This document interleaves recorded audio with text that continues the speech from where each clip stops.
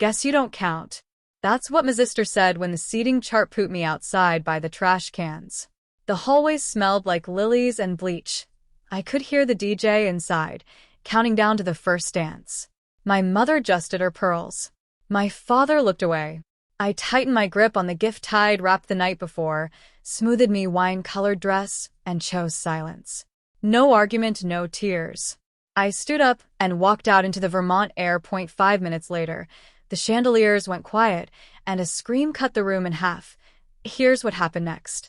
The Vermont air was sharp that morning, the kind that smells like pine and money.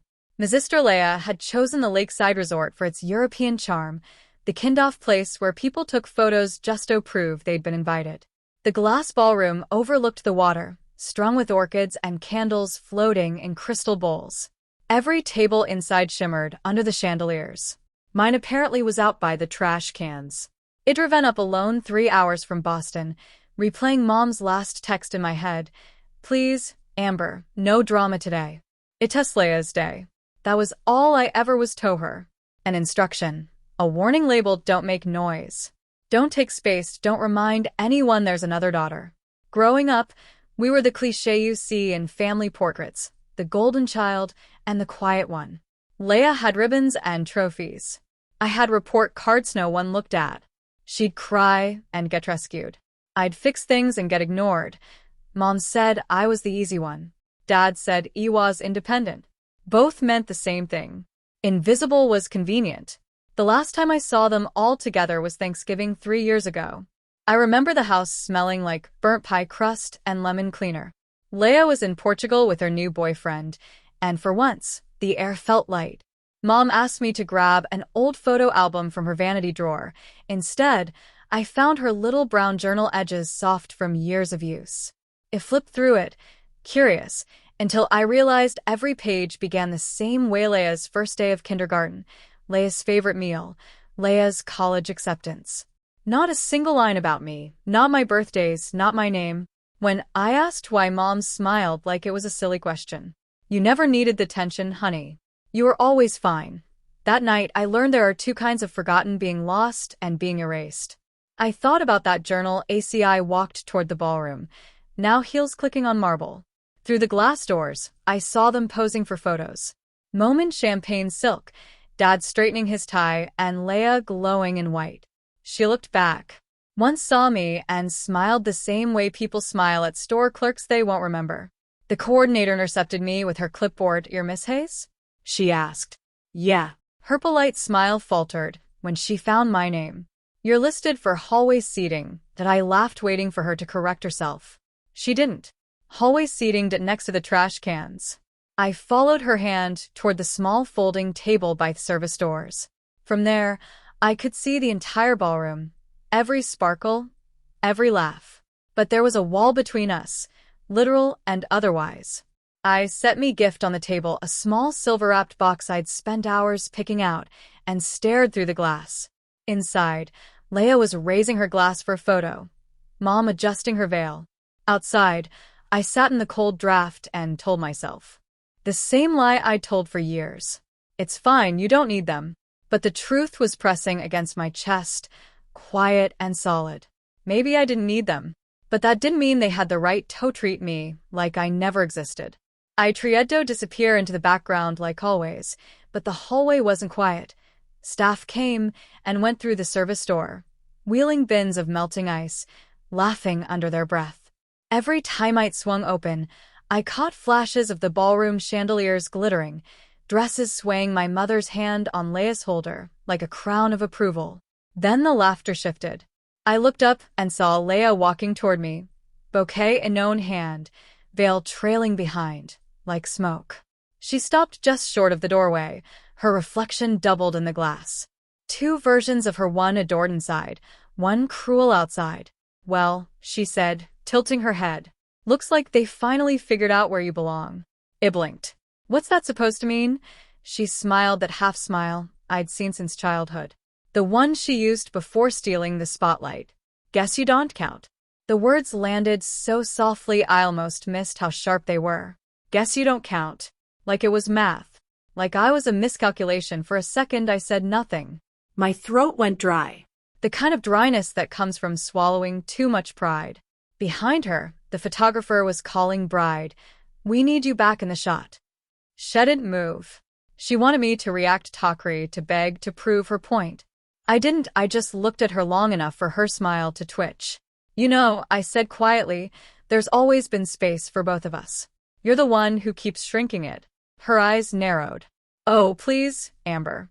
Not everything's about you. This is my day. You could at least pretend to be happy for once." I let out a small laugh, the kind that sounds like hair escaping from a crack. "You made sure I couldn't even sit in the same room. What exactly am I celebrating?" For a moment, the mask slipped. I saw a flicker of something fear, maybe. Then she straightened, lifting her chin. "You always twist things." Maybe Mom was right. "You make everything difficult, Mom." The name hit harder than I wanted it to. I pictured that brown notebook again. Every page filled with Leia's life and none of mine. "I'm not difficult," I said. "You just never like that I see things the way they are." She rolled her eyes. "You sound just like Dad, pathetic and bitter." "Face it, Amber. Nobody needs your approval. Not here, not ever." She turned on her heel, leaving a trail of perfume and disdain. I watched her go, her white gown brushing the floor, and felt the familiar burn behind my eyes. But this time, it didn't hurt the same way. It burned cleaner. When the door closed behind her, I picked up the small silver box from the table. The gift I'd chosen the night before, wrapped in quiet patience. I traced the ribbon once, then slipped it into my bag. If they didn't want main side, fine. But I wasn't leaving empty-handed. Not this time.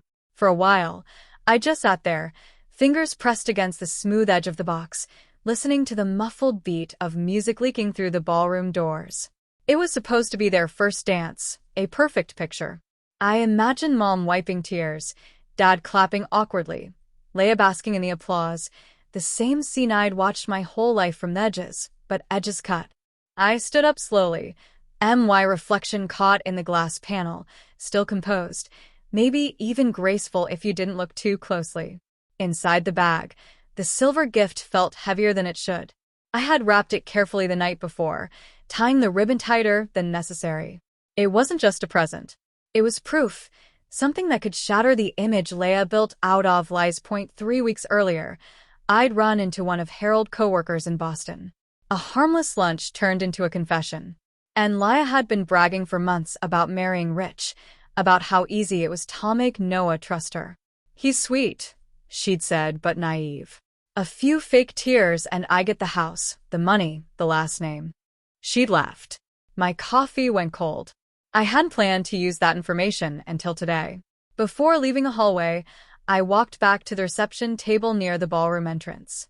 The wedding planner was distracted, fussing over centerpieces. I slid the small silver box among the other gifts right on top of the pile labeled to Leia and Noah. My handwriting was neat, deliberate. Inside, on top of a crystal frame, was a folded note, an apron out of the messages her coworker had shown me, screenshots and receipts. Not a threat, just the truth. I stepped back, checked my reflection one last time, and straightened my dress. My heart wasn't racing. It was steady, calm in a way that felt almost foreign. Then I turned and walked toward the exit. The Vermont evening hit me, with a rush of cold air. The lake shimmered under the lights, a mirror I didn't need anymore. I could hear the faint echo of clapping behind me. The crowd cheering for a dance I no longer cared to watch. For the first time in years, I didn't feel small. I didn't feel invisible. I raked the parking lot. The crunch of gravel under my heels like punctuation, and dramatic goodbye, no speech, just the quiet closure of a car door. As I started the engine, I looked back once at the glowing windows, the silhouettes moving behind glass, and whispered to myself, let the truth find its way. Inside the ballroom, laughter still floated above the music. A saxophonist hit a soft note. Glasses clinked. The crowd pressed closer around the coolie on the dance floor. Leia glowed in that heavy white gown, the picture of perfection she'd rehearsed for months. Noah spun her once, twice the camera flashes, painting everything gold. From outside through the tall windows, the scene looked like a snow globe sealed, flawless, unreal. Then the silver box was opened. It happened near the giftable. A cousin had gathered the presents, sorting bows and ribbons for photos. Someone said, "Let's have them open." One a spur-of-the-moment show for the guests. Leia turned laughing and tugged the ribbon free. The paper fell away, the lid lifted, and inside lay the crystal frame, and beneath it the folded note. Her hand hesitated. "What's this?" Vusa leaned over. The note slid loose and landed face up on the table. Hyzes caught the screenshots before she could snatch them. He frowned, scanning a text messages. Printed in pale blue bubbles. A sentence stuck out. "He's sozy to handle. Cry a little, and he buys anything I want." The music didn't stop right away. It just thinned. The violinist stumbled, missing a beat. LLA's fingers shook. "This I sent someone's trying to Noah didn't answer. He just kept reading page after page. Each line was worse than the last. Jokes about getting him to sign the prenup first, moving mom and dad into the guest house once he's settled. The same smirk she'd given me hours ago, now frozen on her face, brittle and wrong. "Who sent this?" she hissed. Her mother-in-law, Victoria, had been watching from across the room. When she heard the name Amber Hayes whispered by one of the bridesmaids, her expression hardened.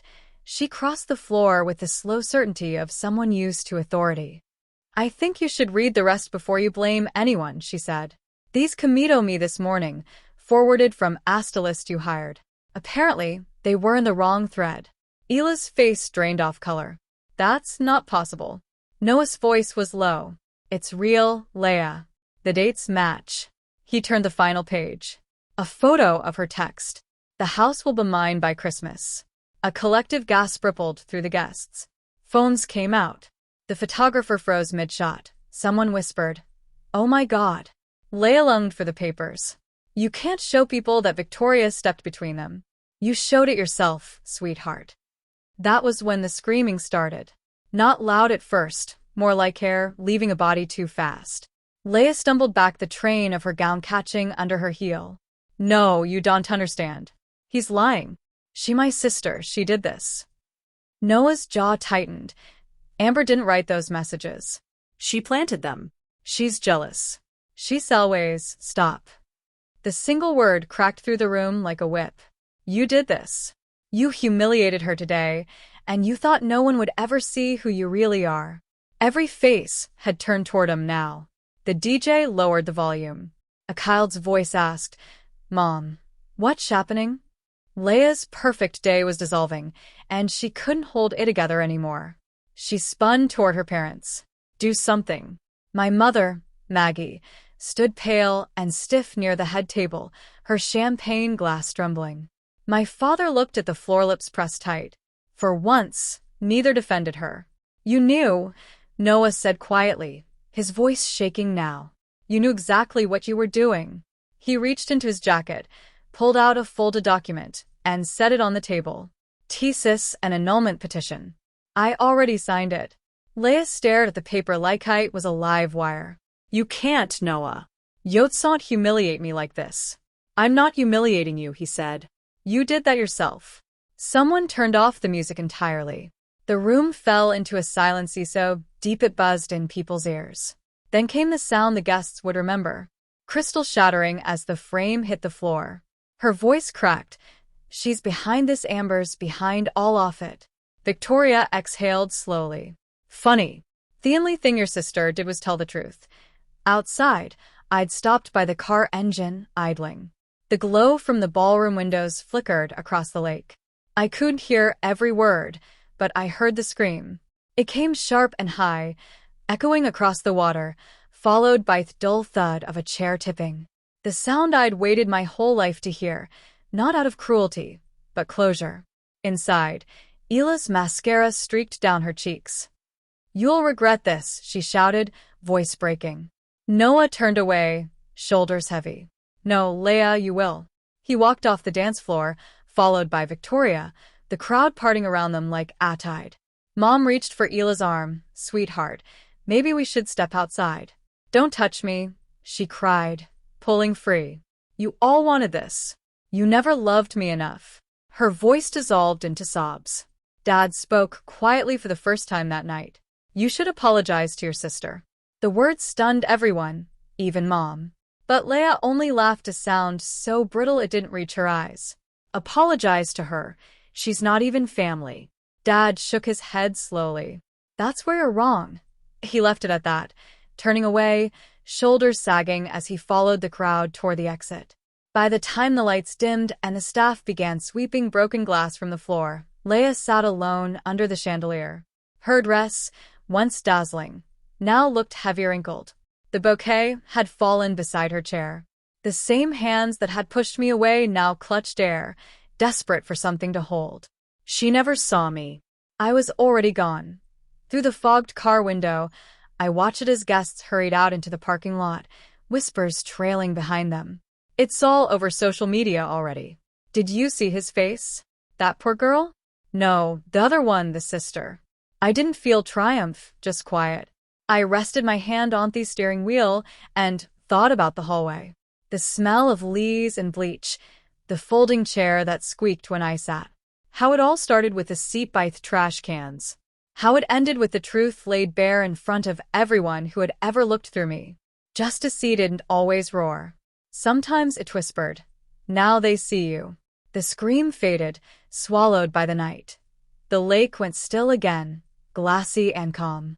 I turned the key, headlights washing over gravel, and drove away from the sound of my sister's perfect world collapsing behind me. By the time I reached Boston, the sky was beginning tow gray. The highway signs blurred past the hum of the tires, steady and low like white noise after years of shouting I'd learned to ignore. My phone buzzed nonstop in the cup holder. 16 missed calls from Mom, 3 from Dad, 1 from a number I didn't recognize. I didn't check any of them. The quiet was worth more than explanations. When I stepped into my apartment, it smelled faintly of coffee and rain. The city outside was waking up, headlights flashing across my window. I hung my dress on the back of a chair and stared at it. The deep wine color still flawless, untouched by the night. It looked like armor I hadn't known I was wearing. A new message appeared. "Please answer, Amber. We didn't know." That was Mom. She always said that when things finally went wrong, we'd know. But she had known all along. Every time she'd told me to stay quiet, every time she'd laughed at Elishokes, every time she'd said, "You're fine." I put the phone face down on the counter and opened my laptop instead.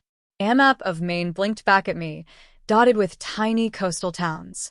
I picked one somewhere I'd never been and clicked book. A week by the water sounded like peace. Before leaving, I stepped out onto the balcony. The city air smelled cleaner than it had in years. Across the river, the morning sun cut the skyline into gold and shadow.